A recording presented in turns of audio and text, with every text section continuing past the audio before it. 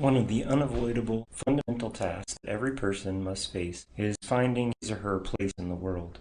And that includes grappling with the question of whether or not there is a God, whether or not there's something called the divine, or something transcendent that exceeds ordinary understanding. Notice that even being atheist doesn't automatically solve the problem, for even the atheist has to go through this questioning process of deciding, well, if I'm going to define myself in reference against this concept, what does it mean? And is God simply null and void, nothing?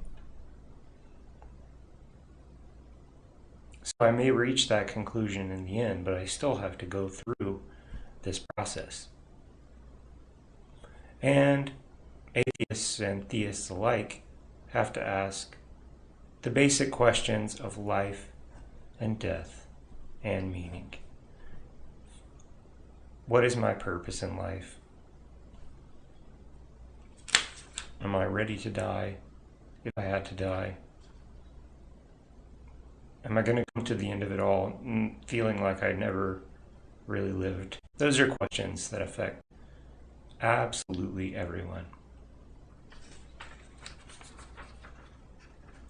And then the question of whether or not I believe has a lot to do with how I live my life.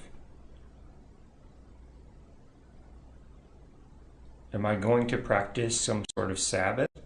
Is that going to mean going to church like it does for Christians on Sundays, or Fridays and Saturdays like Jews and Muslims, going to temple or going to mosque? Or is my Sabbath going to be the New York Times crossword puzzle, or just eating brunch or mowing the lawn? The choice of belief has a lot to do with how we live our lives, not only on the weekend, but all the time. And so these questions take on significance not just at the end of life, but day in and day out, as the choice of belief for each individual is also a choice of a lifestyle. So far, we talked about how every individual must grapple with his or her place in the world, and that this cannot happen without having some attitude or some kind of response to the question of the divine and the transcendent. Even atheists and non-theistic people must grapple with the question of divinity, even if it's just to reject that notion. Each individual has to grapple with the challenges of religious thinking, including life, death, meaning, and eternity. And religion also affects lifestyle choices, like whether or not to observe some kind of Sabbath.